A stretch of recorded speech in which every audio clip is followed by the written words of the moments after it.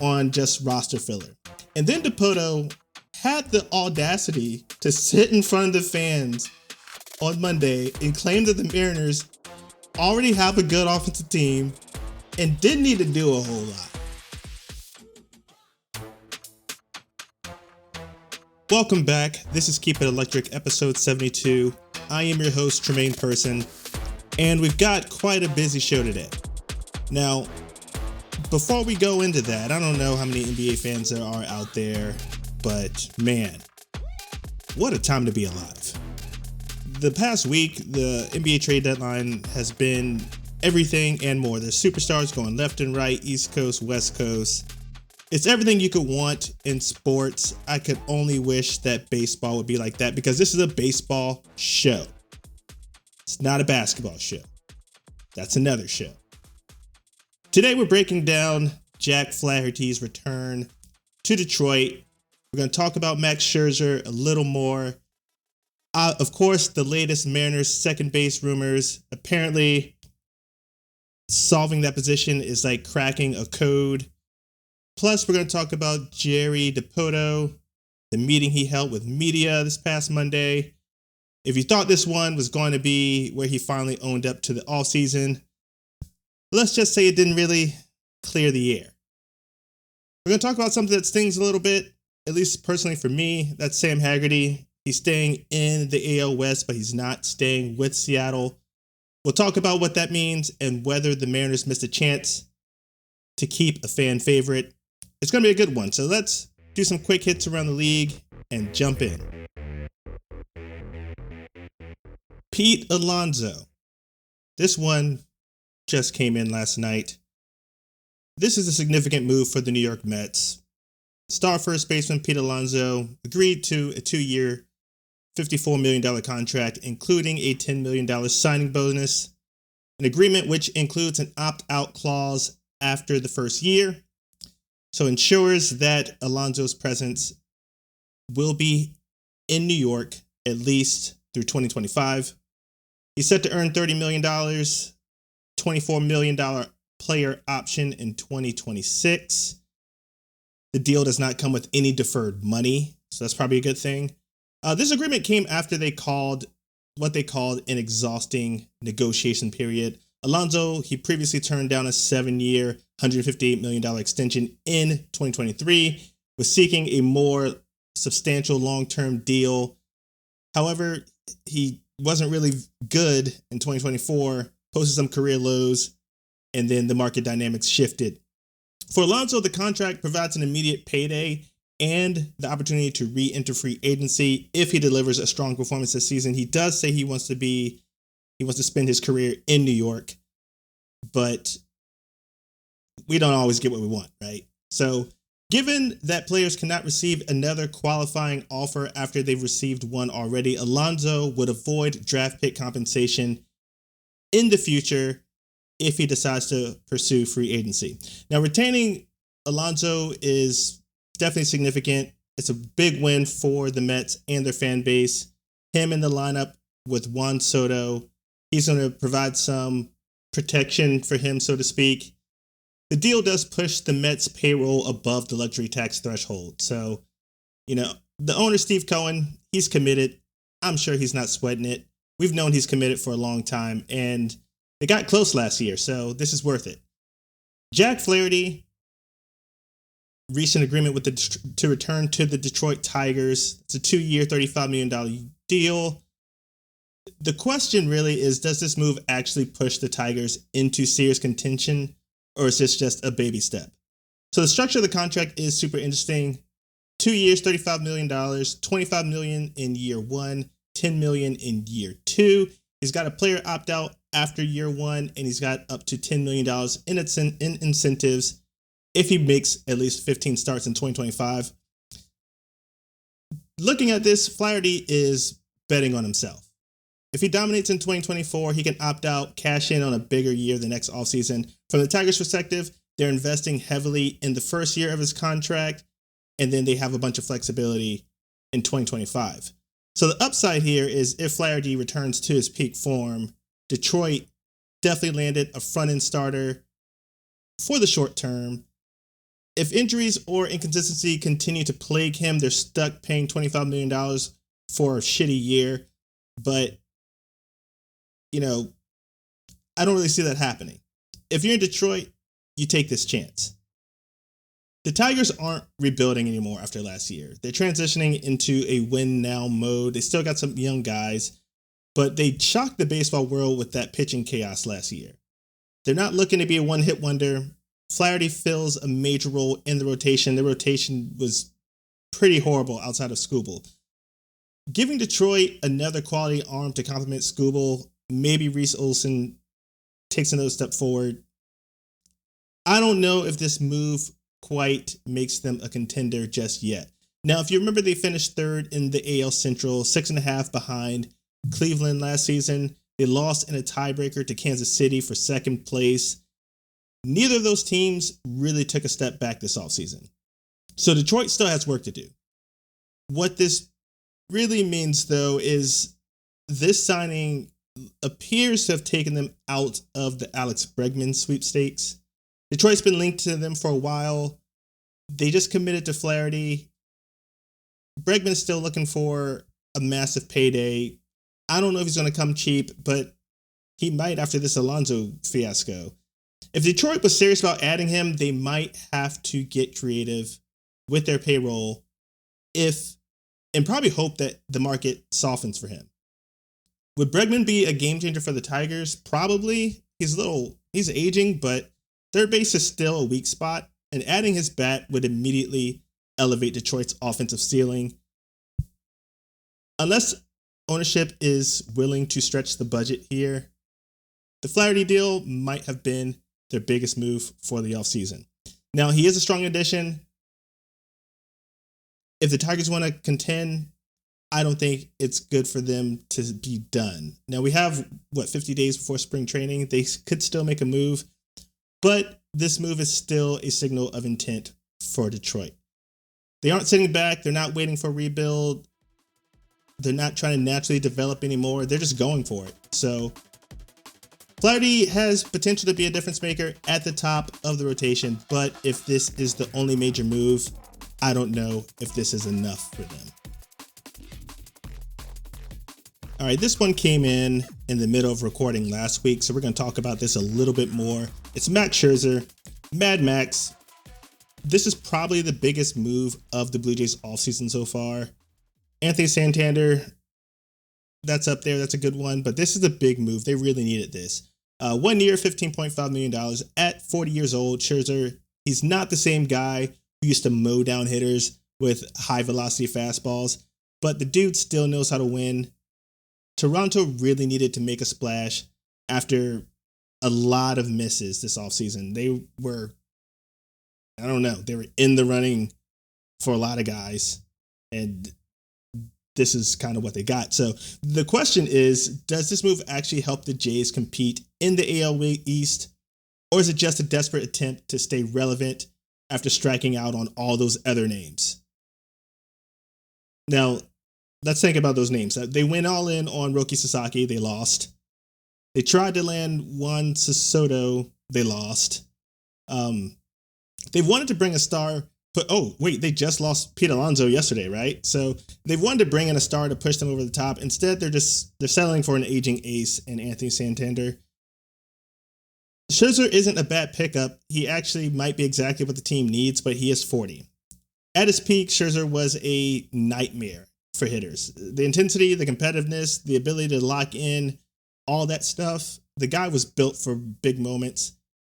He still has that fire. There's no doubt in that. He also brings in veteran leadership. This is high reward potential for the Jays. This sends a message to the clubhouse. It tells guys like Vladimir Guerrero Jr. and Bo Bichette that the front office is still trying to win. Now, let's also think about the red flags with this. Injuries, and injuries. That's what comes with Scherzer. That's what's been coming with him for last couple seasons. So Toronto still lacks offensive power. They're going to have to wait or hope that they get a bounce back year for Bo Bichette as well. So this is definitely a short-term Band-Aid.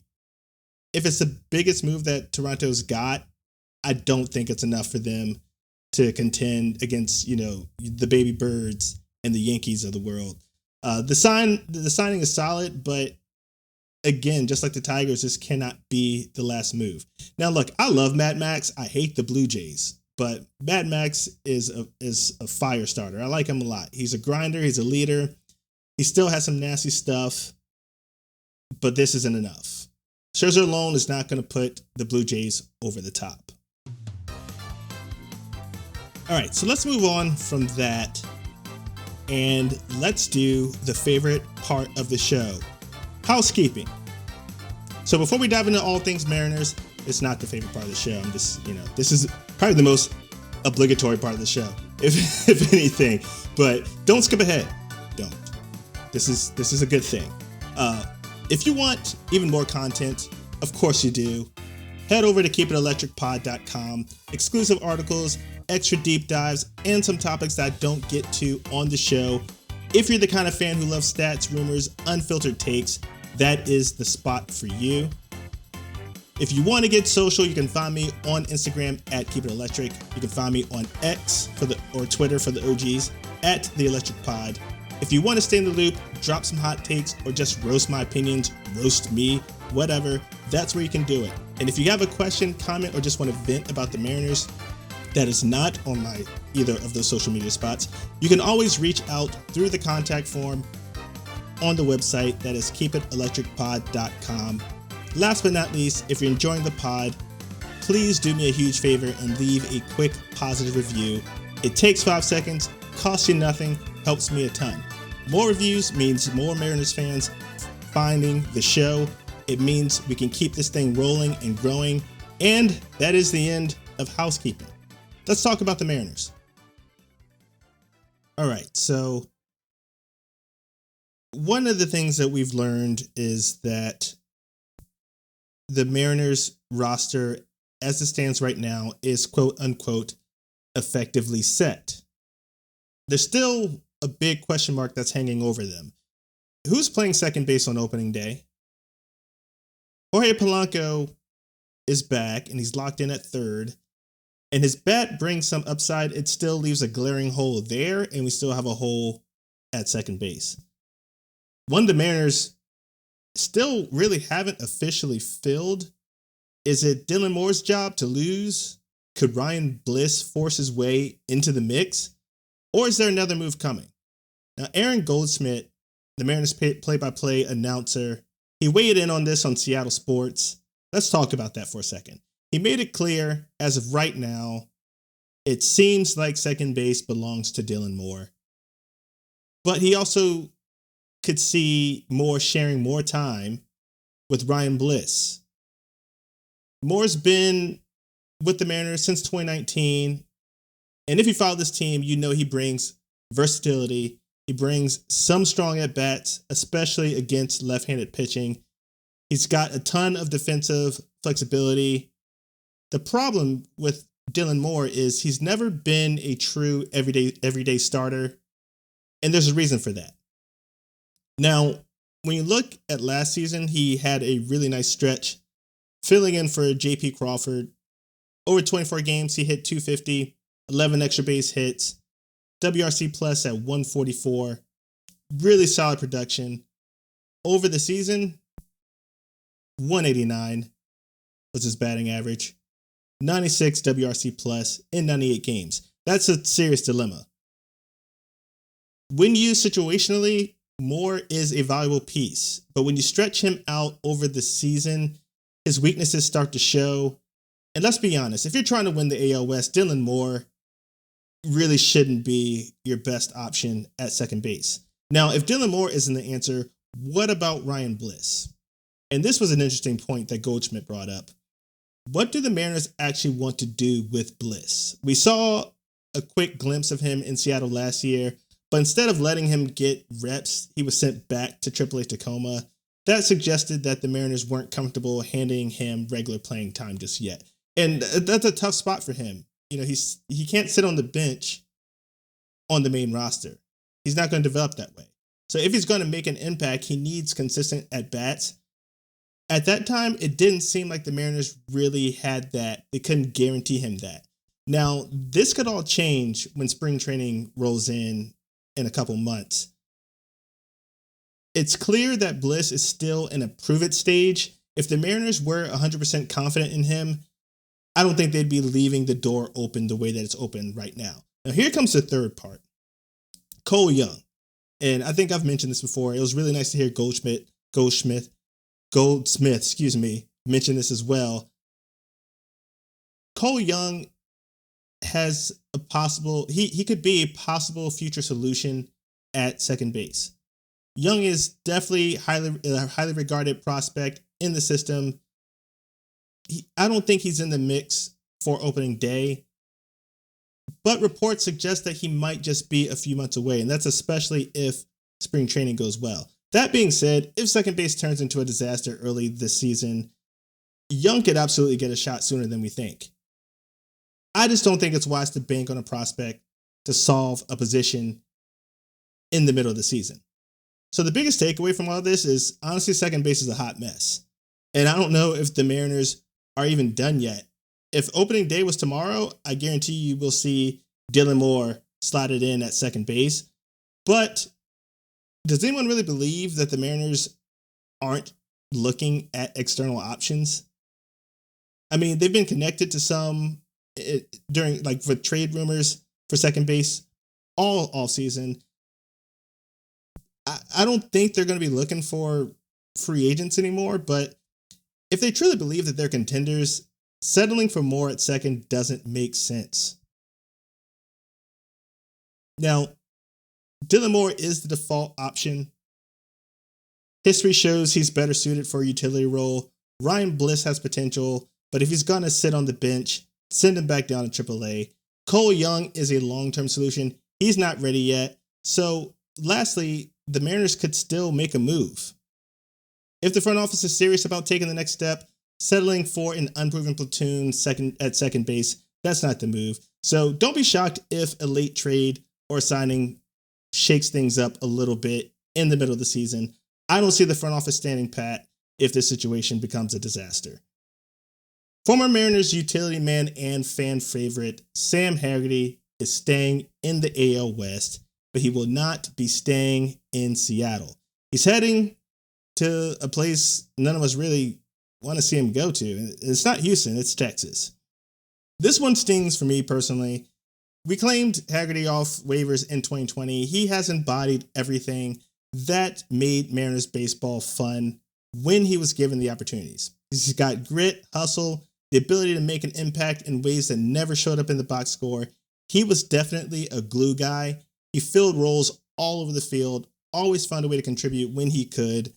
Whether it was a diving catch or one of his signature pesky base running steals, he carved out a reputation as a fan favorite and a key piece of Seattle's chaos ball identity. He played a big role with the Mariners on that first playoff run in 2022. He wasn't even an everyday starter then. The crowd was always behind him, so that's why this is a bit of a gut punch for me. His 2024 season was a disaster. It was cut short before he ever really got a chance to bounce back from that slow start. He struggled at the plate early. They sent him down to AAA, and then he tore his ACL in May. So he's got a fresh opportunity with Texas. He signed a minor league contract with them. I don't know if you guys remember, but this is the same team that he hit an inside the park home run, one of Aaron Goldsmith's best calls ever. It's tough to see him land with the Rangers, especially knowing what he meant to this team and the fan base. The Mariners had already moved on by getting Miles Mastrobuoni, so there's no room to bring him back. Let's just hope that, hope the best for Sam Haggerty. The Mariners also added another arm, that's Casey Legumina. He's a right-hander, comes over from the Reds in exchange for cash considerations. This isn't a move that jumps off the page. He's 27, still early in his big league career.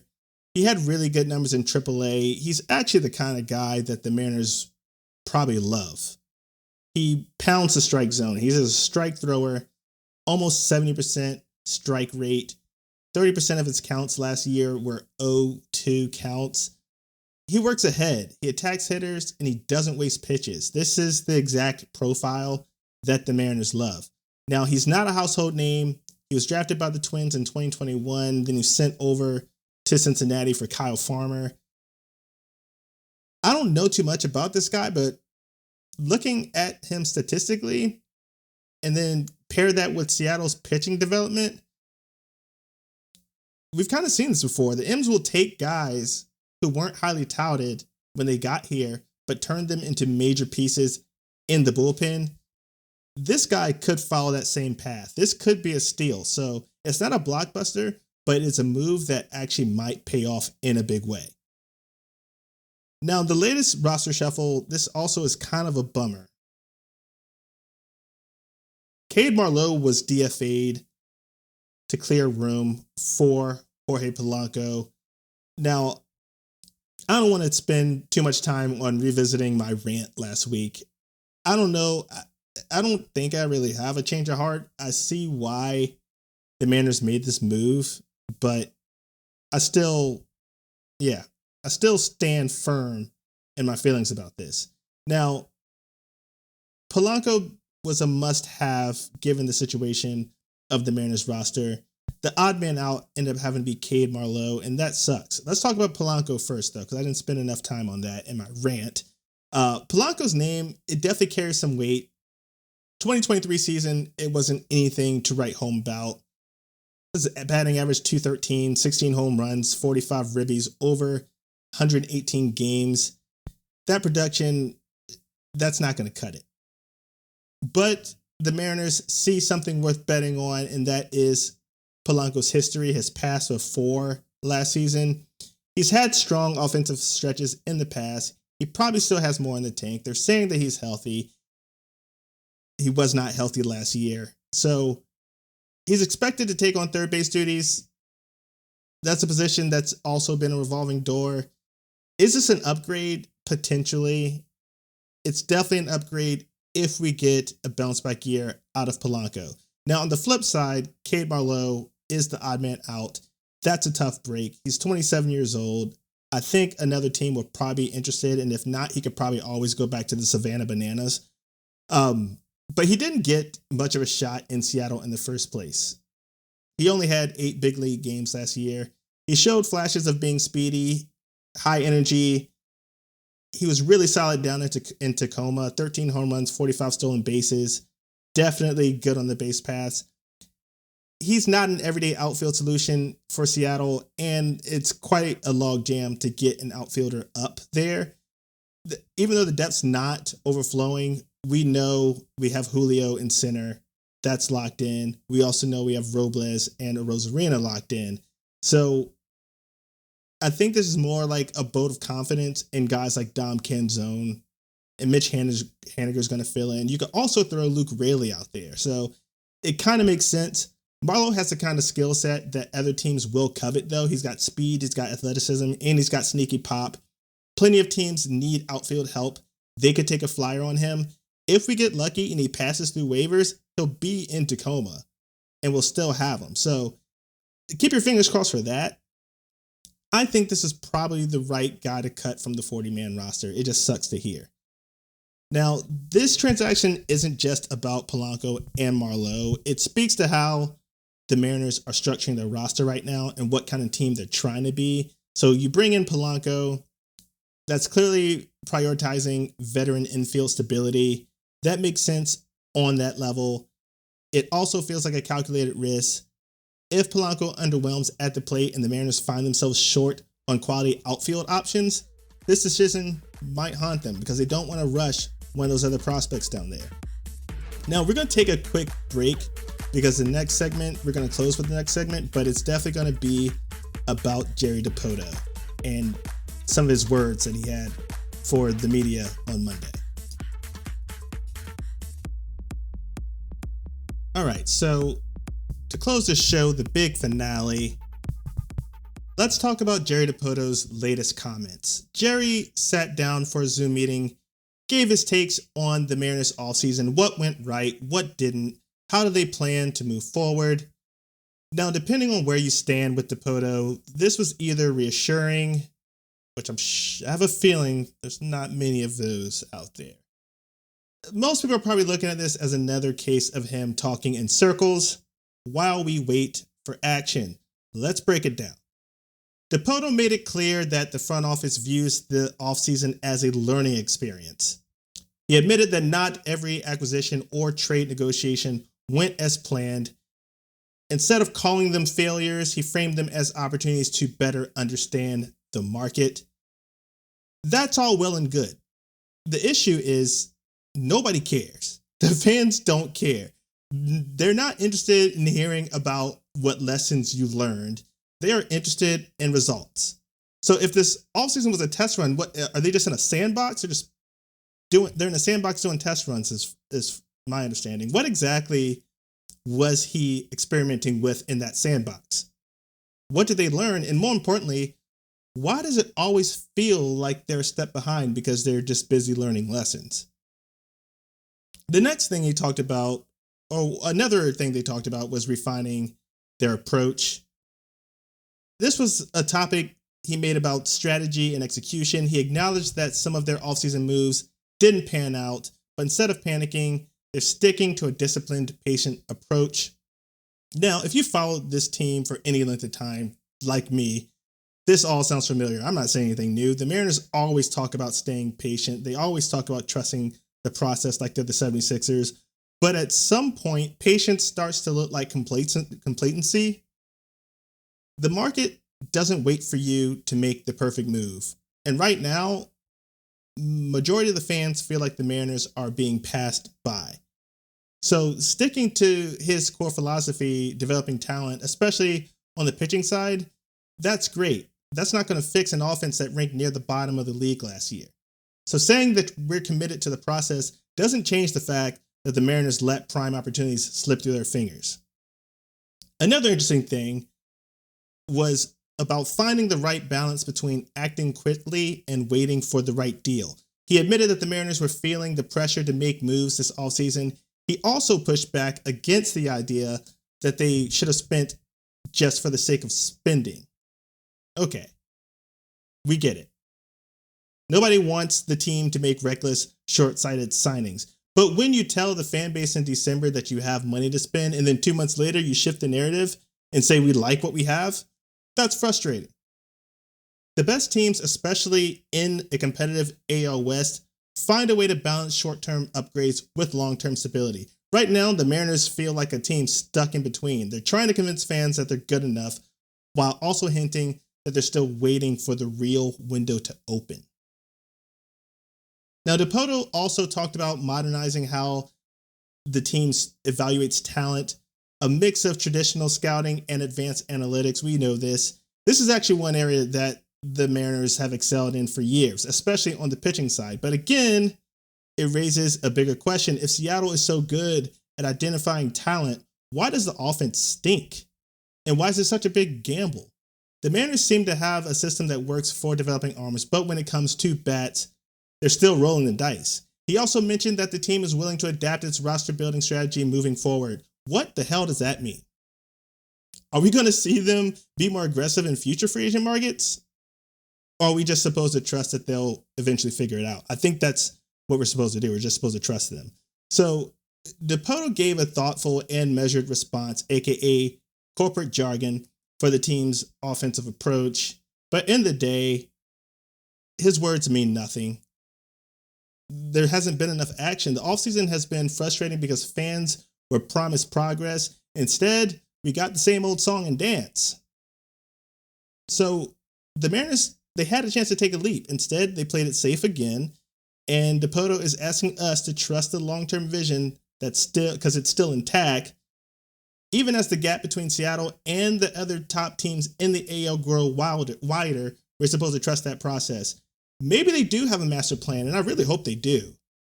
Maybe these lessons will turn into actual wins, but right now, the front office is dangerously close to losing the trust of its own fan base. It is loud, guys.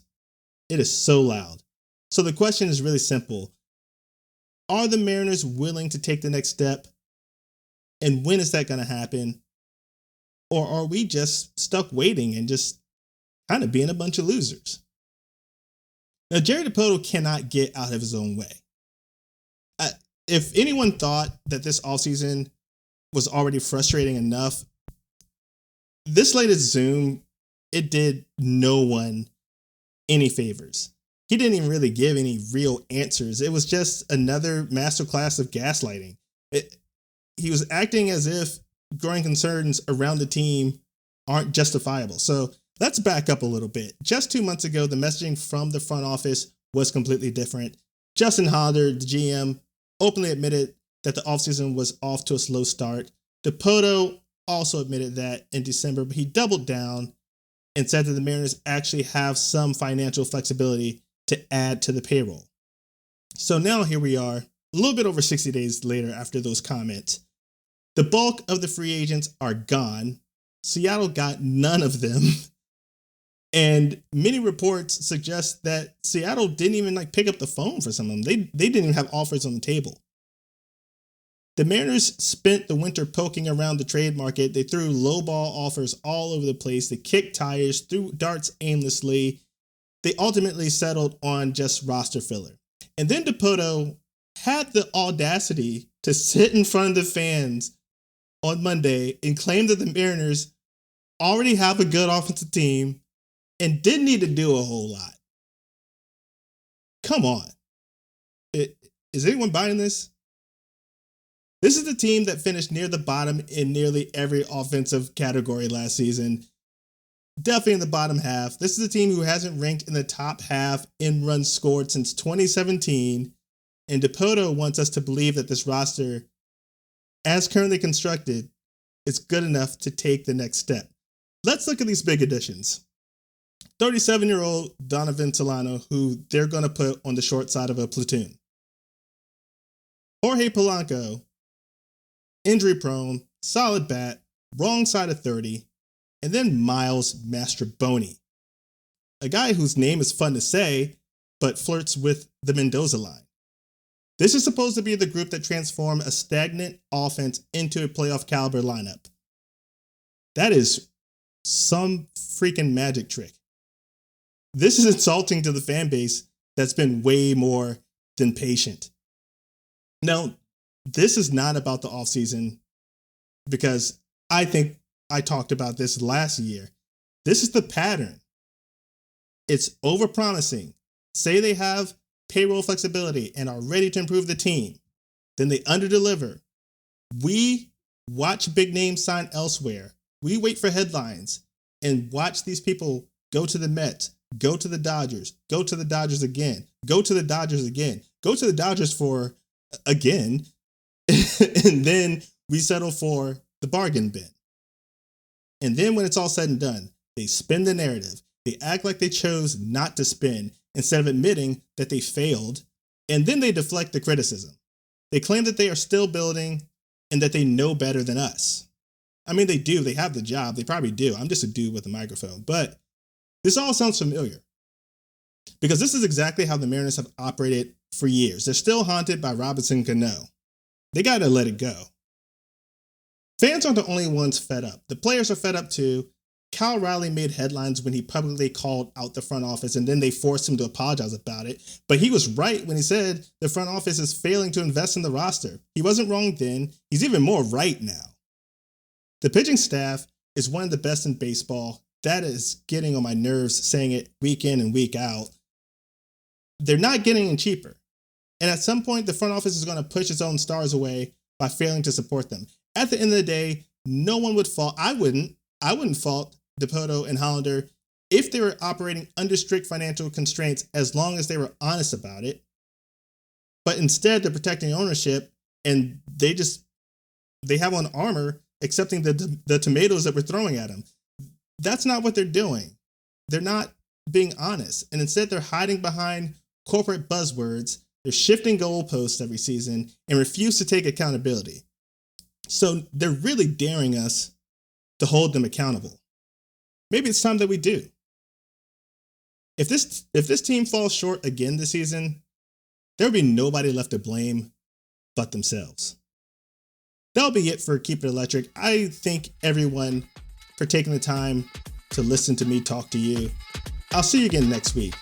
In the meantime, go Mariners!